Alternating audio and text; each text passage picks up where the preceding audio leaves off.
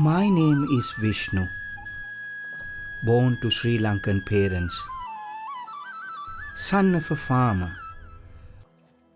Spent most of my childhood in a village in Kandy, but wasted my youth sandwiched between two wars. They were both violent, ruthless, and murderous. My friends fled the country in fear. I didn't have a choice but to stay back to experience the war in full. In the thick of the war, I visited refugee camps in the war-ravaged North and East, taught children peace building through theatre and music. Now the war is over, or rather, that's what we are made to believe. Road to Jaffna is wide open for public. Some travel for nostalgic reasons. Some fly waving their foreign passports to find out whether their ancestral homes are still intact. A few rich and powerful speed up to invest in the future. But I decided to travel with a different purpose in mind. This time, to listen to the stories of former child soldiers. Many discouraged me. Some even warned me. A few thought I was going to risk my life. But still, I decided to travel.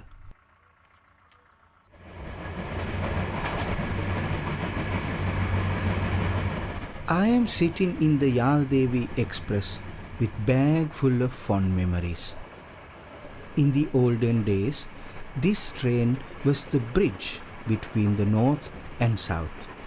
But when the Elam War reached its first peak during mid-80s, the militants attacked the Yaldevi near the Kokaville station, triggering a landmine. 28 soldiers and 11 civilians lost their lives and hundreds suffered injuries. As a result, the Yaldevi stopped running.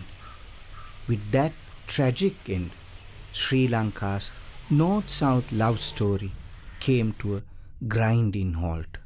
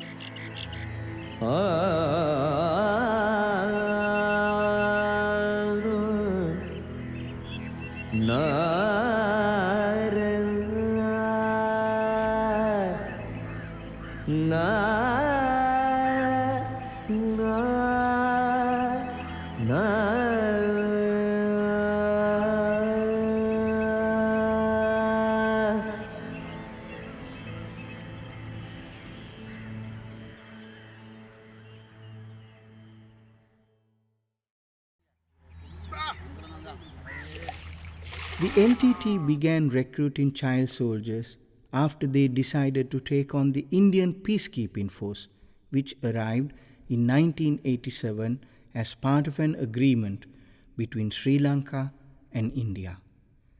Child soldiers were originally recruited into the LTTE's Baby Brigade. They were sent to a training camp in the southern Indian coastal city of Pondicherry. In the beginning, a majority joined voluntarily because of the poor economic condition of their families. In return, they received money as well as a hero's welcome. The rest joined because they wished to take revenge from the enemy of death of a member of the family, or simply because they wanted to experience the thrill of holding a gun.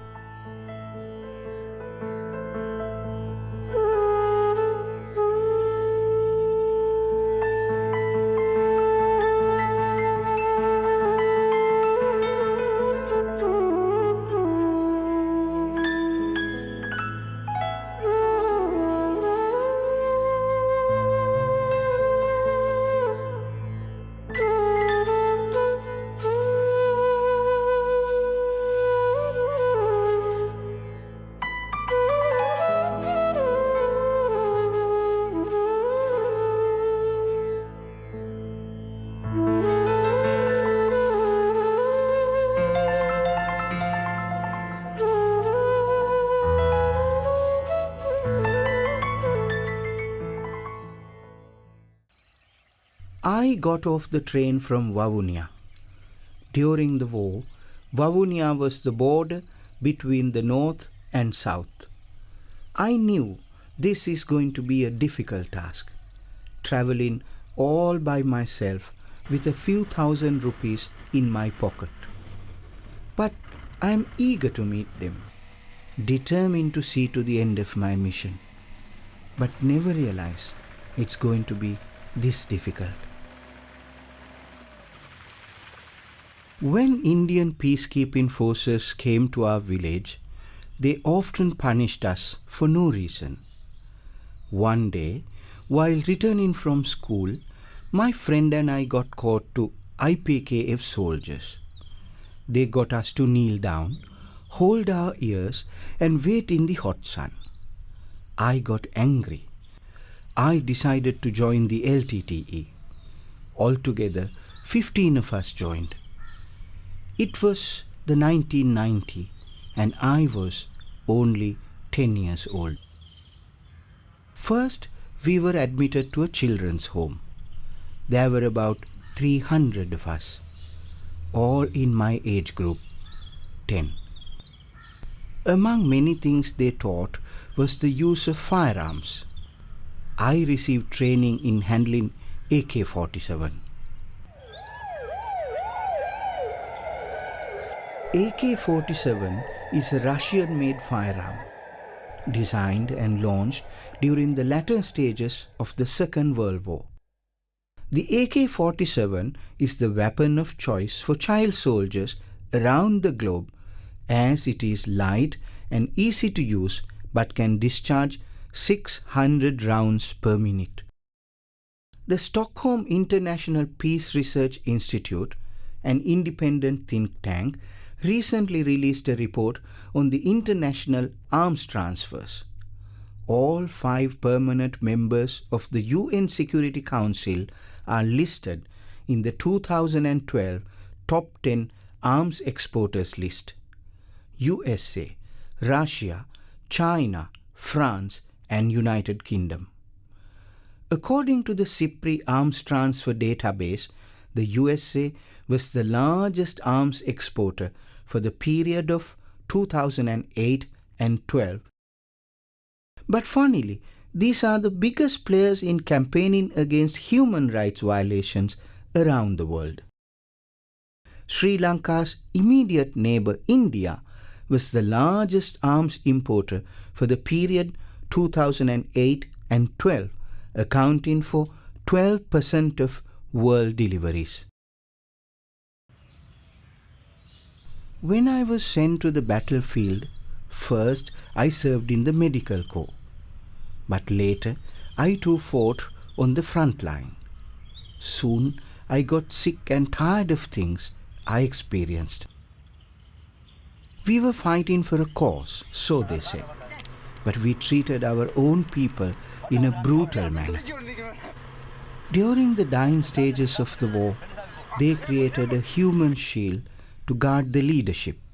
When people tried to escape, we were ordered to fire at them. There were over 100,000 civilians trapped by the LTTE. They abducted kids and sent them to the front line without offering any weapon training. Hundreds of children died in vain. I witnessed that. Parents tried various ways to protect their children. In fact, LTTE forced every able person to fight the war. Those who did not hand over their kids received severe punishment. When militants came to abduct children, parents fought with them. Some able elders grabbed militants' own guns and fired at them. But they were a force more powerful. My father died in the war. My brother received injuries. I too got injured very badly. Even today, I can't walk in the sun for long. I feel faintish. I now am married. We have a little baby. We have started life all over again. All over again.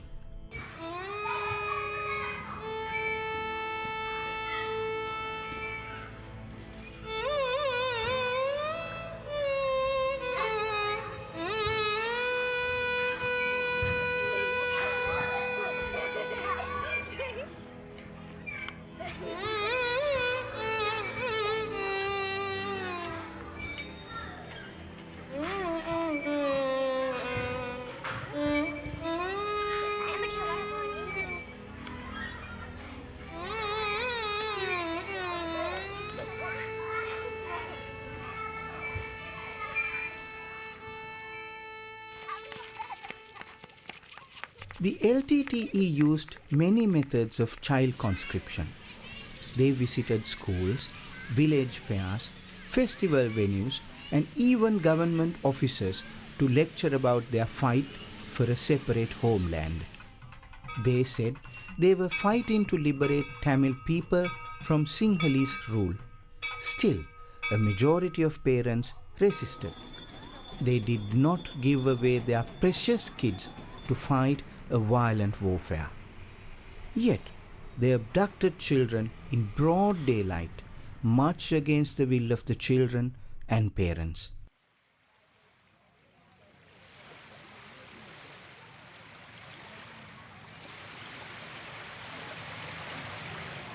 There was a law that each family must hand over one child to the movement. All my brothers and sisters were married then. I was schooling. They came for me many times, but my parents refused, chased them away. But one day, when I was coming home after school, they abducted me. There were about 45 others with me. Every time I pleaded with them to release me, they scolded me in filth. I had a dream to become a teacher. I was only a class 10 student. Just before the training began, they shaved my head completely, gave me a trouser and a shirt. I felt funny in that male uniform. We started training as early as 3 in the morning, went on till 11 in the night. I kept on asking them to release me to go back to school, but no one heard my cries. I got stubborn, refused to go to training. We Hindus don't eat meat, but they forced me to eat pork as a punishment. Our trainers allowed me to bathe only once in 3 days. They punished everyone who did not obey their orders.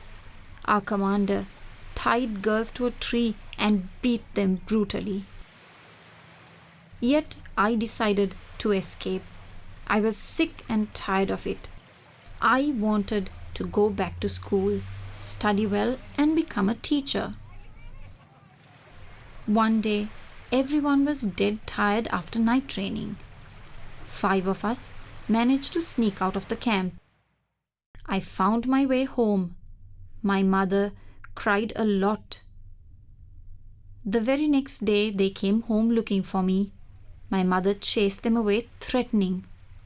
I stayed indoors, could not go out as my head was shaven. Neighbors would see and tip off the LTTE. One night, when the whole village was asleep, we managed to escape through a jungle route to a military-controlled area and surrendered to the army. That was the end of one pathetic chapter in my life. Now, the war is over. I am married. I have a daughter. But I am still dreaming. I want to become a teacher.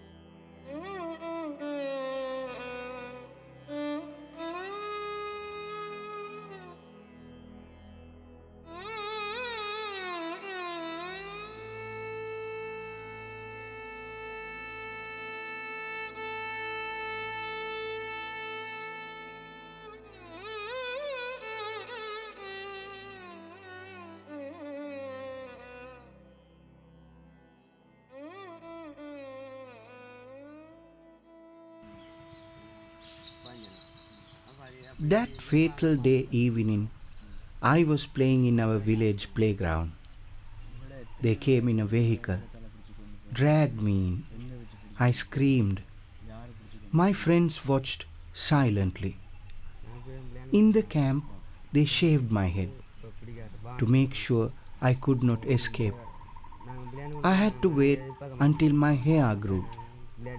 I was scared that my own relations would tip off militants about my coming home so as to save their own children. People became so insensitive. If they saw an escaped child, they immediately reported it. That was one way they could save their own kids. Villagers didn't care if they were sending a child to the gallows. They showed us video clips of the Sri Lankan army soldiers in full uniform. That's the first time I saw a Sinhalese. I have never seen them before. I got scared. They told us soldiers are like cannibals. I quickly gathered, if I get caught to them, I would die. I waited till my hair grew back, and I escaped. 2 days later, they came and took my father away to hold him until my return. I went back to the camp, apologized, and got my father released. Then I worked in the kitchen. During the last phase, they gave me a number and a cyanide pill and sent me to the front line. They distributed cyanide among all cadres, ordered us to die like heroes. But I didn't want to die. I was scared. For me, my father is my hero.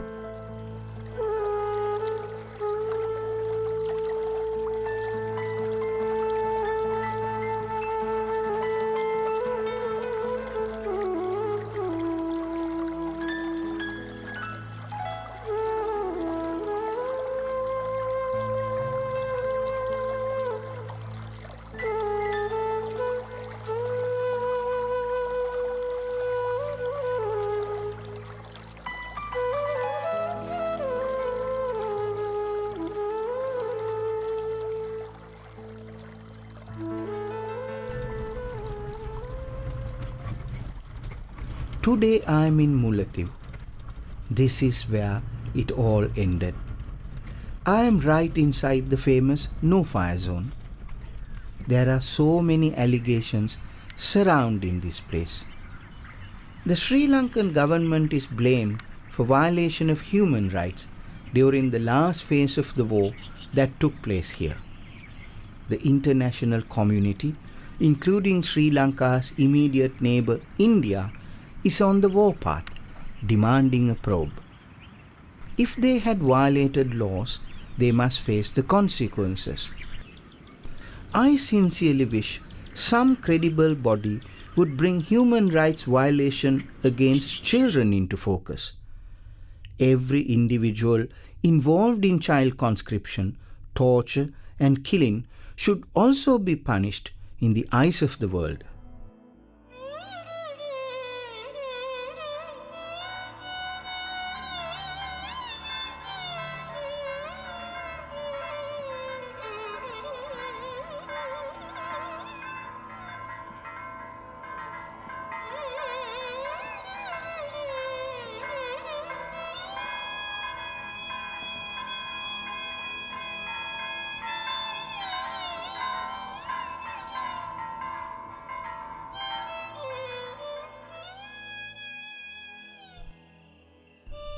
Mullaitivu is most densely populated district in the whole country.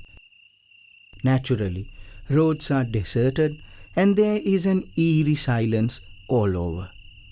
Strangely, people here are somewhat fearless. They express their views with ease, most probably because they suffered the most during the entire 3 decades of the war. There is nothing more for them to lose.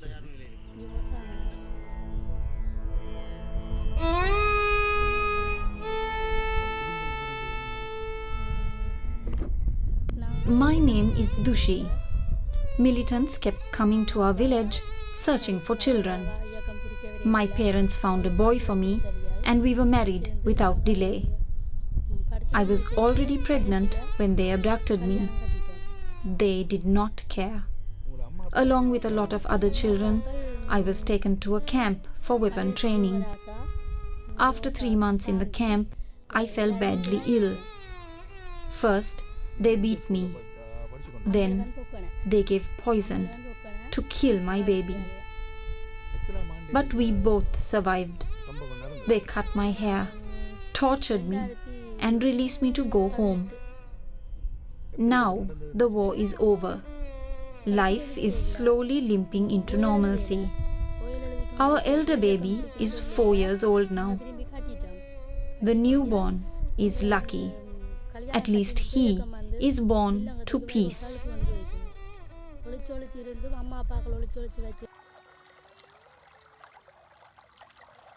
During the war, government and the LTTE held many rounds of peace talks. But they discussed little or nothing about child conscription. There was no firm action against those who violated the laws. The government was busy fighting the war and calculating the dead. The media sensationalized stories for ratings.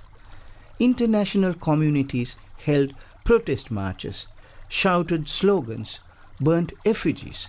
But sadly, not even the younger generation raised their voices against this heinous crime against humanity, against their own brethren. I doubt very much whether even the UN did enough to prevent child conscription in Sri Lanka. Now it's all over, at least for Sri Lanka. But their wounds are yet to heal. Deep inside of them, they feel sad, very, very sad for what they had to go through. It's time we celebrate their survival. The governments, international agencies, those who supplied arms and funded the war, media, and those silent onlookers must apologize to them, kneel down to ask for forgiveness, must pay for it someday.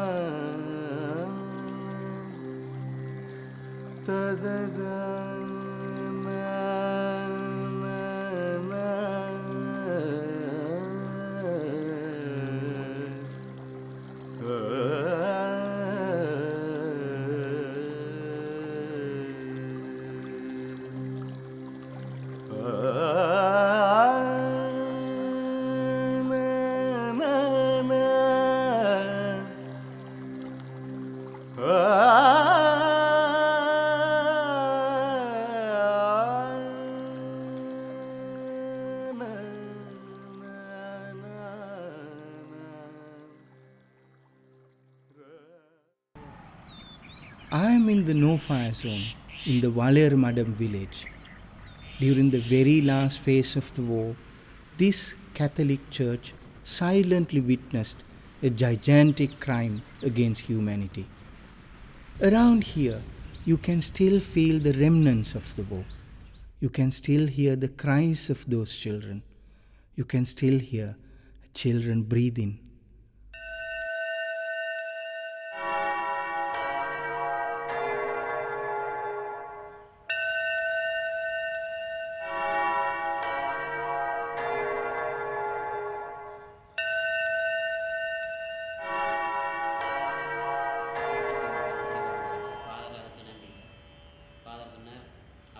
I was a class 10 student when they abducted me. They forced me to a 15-day weapons training. I did not want to fight. I was scared. Soon after the training, I escaped and came home. My parents, fearing abduction again, left home and brought me to this very church, handed me over to the priest. Thousands of people took refuge inside the boundary of this coastal church. We children were here, inside. Among us were a few LTTE deserters with weapons. Our parents guarded us from around the premises. They came looking for us many times. The priest and the LTT cadres had many heated arguments. Father James announced over the public address system and pleaded with them not to attack, as this is a place of worship. But they did not listen, fired at the church many times. Finally, they surrounded the whole premises, got hold of Father James and beat him until he fell to the ground. Parents and those escaped cadres fought, but the LTT cadres were a force more powerful, with firearms in their possession. Many children died in the crossfire right inside this church. They damaged the statues, killed many parents. When we tried to escape through the lagoon, they fired at us again. Countless people died. God only knows how many.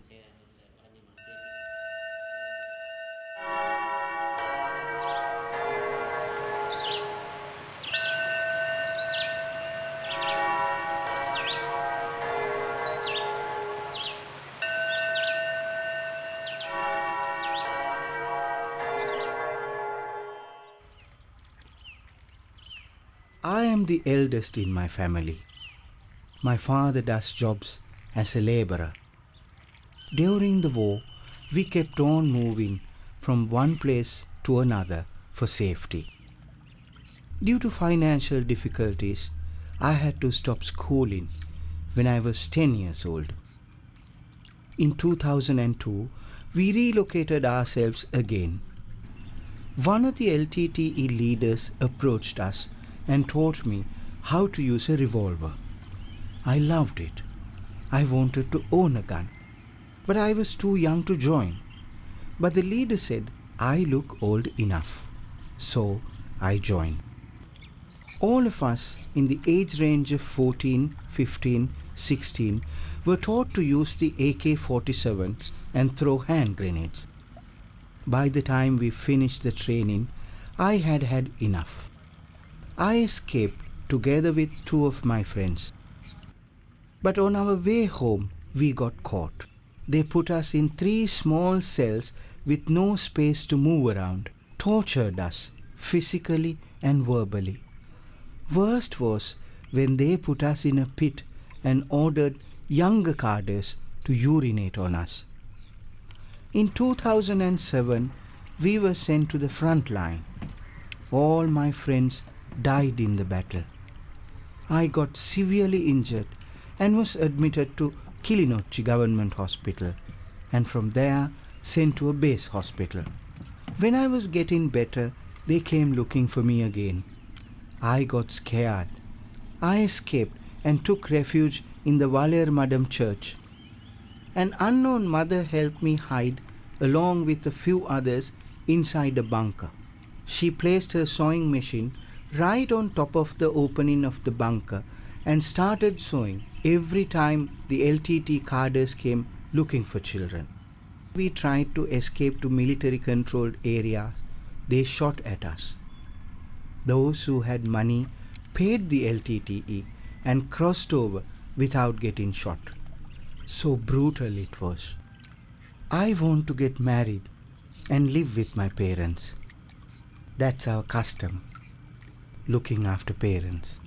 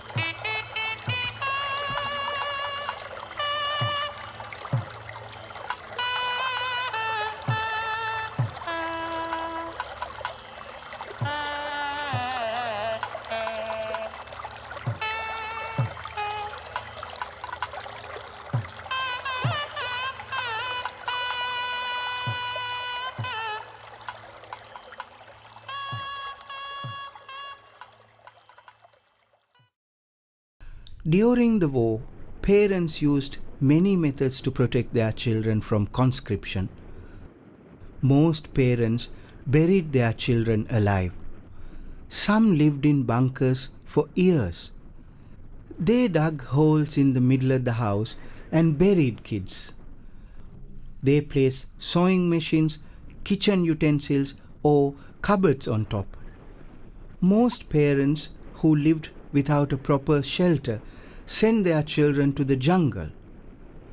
There are cases where parents put children in big suitcases and carried them on their head.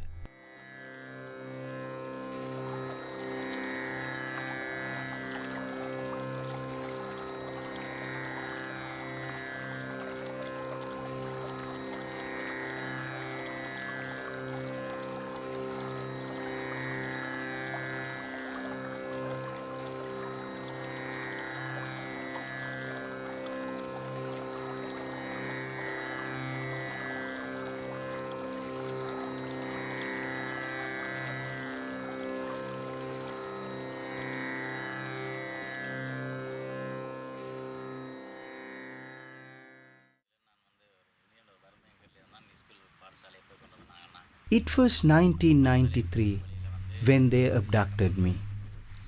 I was a student. Soon after the training, I received injuries in the battle. They gave me leave. I got married. We had 2 kids. We were a happy family. But then they abducted my wife. I looked after our kids. One day, I received a letter. My wife is no more. She has died in action. Years after her death, the LTTE offered me a job as a driver, promised 3,000 rupees. For the sake of my kids, I took the offer. From 2006 to 9, I was with the movement again. On the 15th of April 2009, Ellalan, one of the leaders of the landmine brigade, ordered me to transport 53 injured persons to a place in the Mullevaikal to be handed over to the Red Cross to transport in a ship to a hospital for further treatment. There were 42 amputees among them. I parked the bus and walked away. In 10 minutes, they blew it off right in front of my eyes.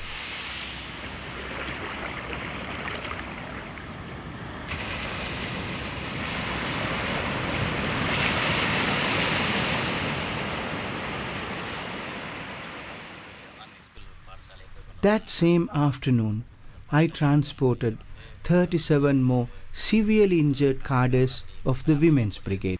They blew that bus too.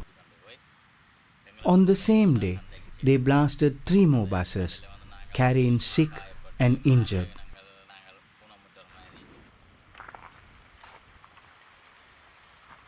This is one of the buses they blew up. There is a pile of other burnt vehicles in the vicinity. What sin those children have committed to suffer such a brutal death? In Sri Lanka, there is a custom among Hindus to throw the ashes of the dead into a river, believing their souls will unite with the divine. But sadly, those children were not fortunate enough to even have a dignified funeral. गातुं यज्ञाय गातुं यज्ञपतये दैवी स्वस्तिरस्तु नः स्वस्तिर्मानुषेभ्यः ऊर्ध्वं जिगातु भेषजं शं no अस्तुद्विपदे शं चतुष्पदे ॐ शान्तिः शान्तिः शान्तिः. I was in a state of shock. I refused to work. But a few days later, I was behind the wheel again, driving E11, one of the political leaders of the movement. He saw a wedding couple, just married, traveling on the same road. He stopped the vehicle, dragged them out of the car. She looked like an innocent girl. I knew her. She was only 16. He yanked off her wedding chain, threw it away, and forced the groom into our vehicle. A few days later, groom's dead body was sent home.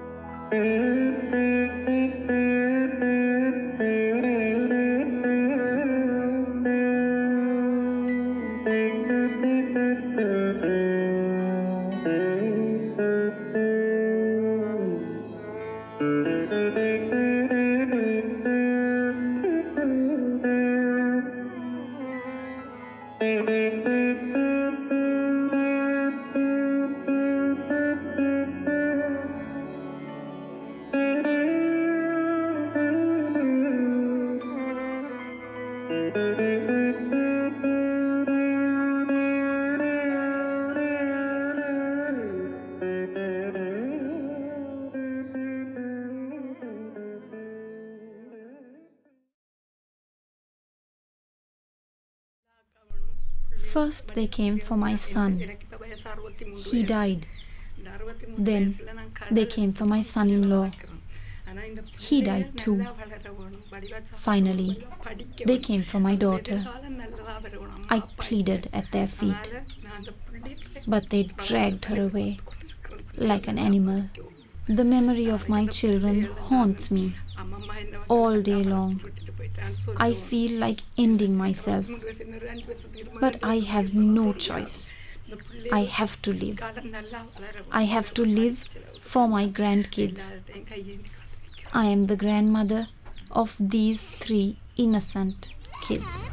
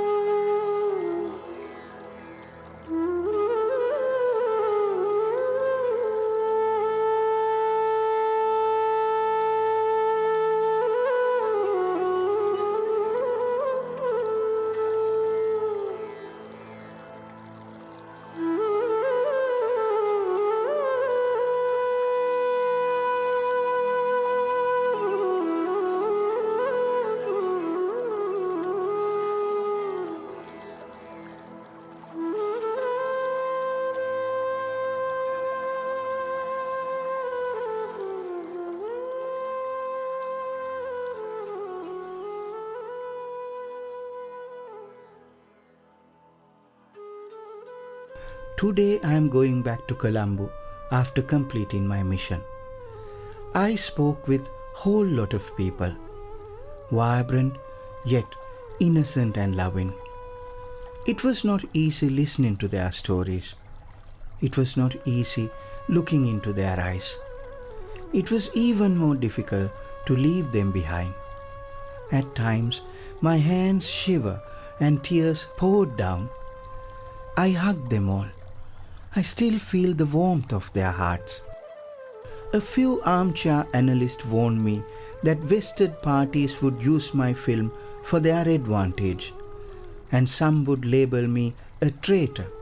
Of course they would. That's inevitable. I knew this from day one. Yet, I decided to weave this story, to give those children a voice, to show them that we care. My childhood itself was a misery. In fact, I never had a childhood. My heart bleeds when I hear stories of lost childhood.